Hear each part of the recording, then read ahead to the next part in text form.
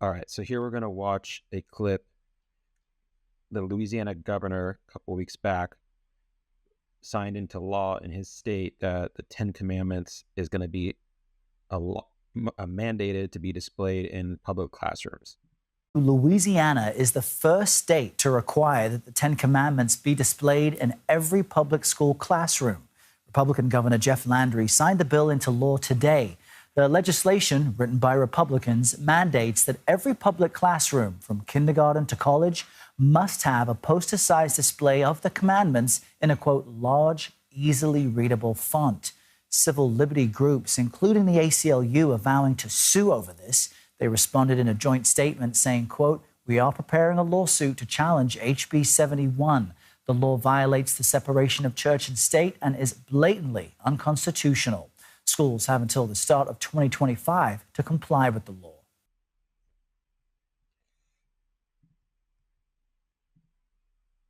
So, of course, we believe in the Ten Commandments. They're very important to us.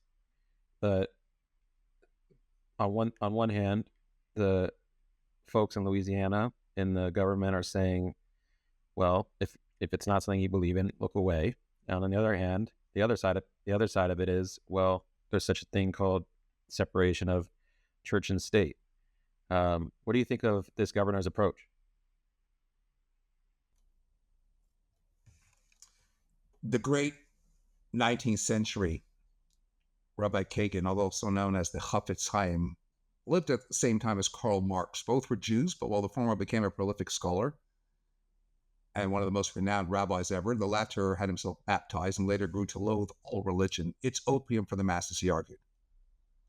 Religion is for the weak, the fragile, the frail, the feeble-minded. We don't need religion anymore. Science has opened our eyes to genes, to DNA, to quarks, electrons, protons, neutrons. Unless you have blind faith, meaning you shut your eyes to scrutiny and logic, science has replaced God, and frankly, that's all that we need. Now, here's an interesting thing. At the same time as Marx and Rabbi Kagan, trains were revolutionizing more and more the travel industry.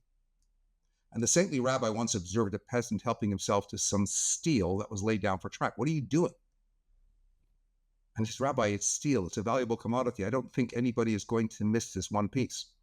But the rabbi countered, "It's train track. It's needed." And the man counters, "Thousands of miles of steel track has been laid. This one piece of track won't make the difference."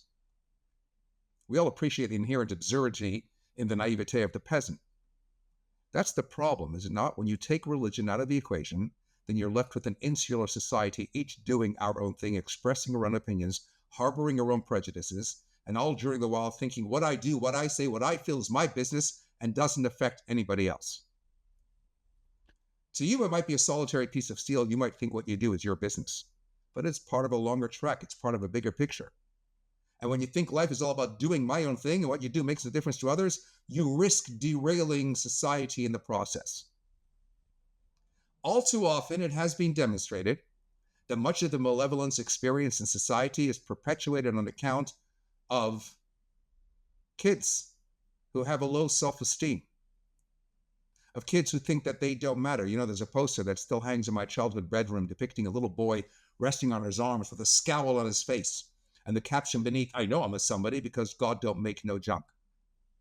It's precisely the belief in God that forcefully counters that low self-esteem.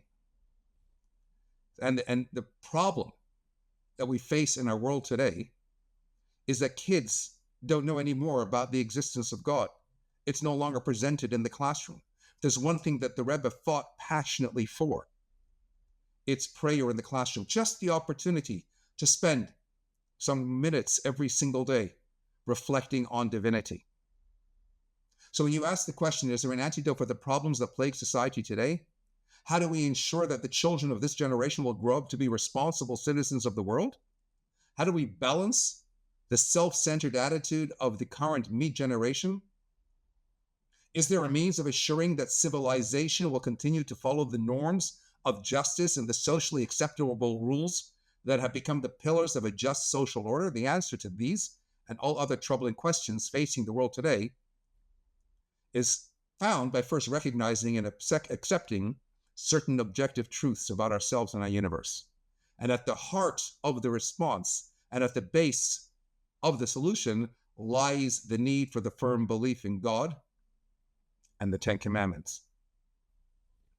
Ask yourself the following question. When is the last time you actually mentioned God at your table? Religion, if you're Jewish, Judaism, I'm sure, Israel, I have no doubt. Many of us may talk Jewish values or Israel commitment or other such sentiments.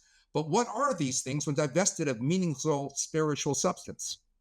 In fact, some of us often feel apologetic for loving religion, for talking to God, as though this is just a weird thing that you do to keep your grandmother happy in your primitive cultural life.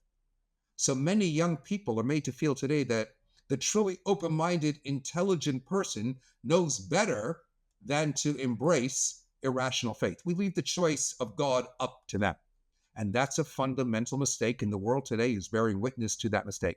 We're a society today that excels in academia, in technology, in medicine, in science, but we're failing miserably when it comes to humanity. We're raising a generation of entitlement with flimsy moral values. So the bottom line is, we don't accept faith out of fear or insecurity or superstition and meekness, as Marx might have had us think. It comes from power, not weakness. It comes from strength, not meekness. It comes from resolve, not doubt. We need those 10 commandments in every single classroom and at least some kind of focus on God, on prayer, because we yearn to live a life imbued with spirituality, not because we're stupid and scared, but precisely because we're wise and deep. We want to experience the infinite grandeur of every moment. We want to live in a world where people value life, where people can worship freely, where revulsion is replaced with respect and fear is replaced with friendship and darkness is replaced with light. We want to see life and live life properly to the fullest.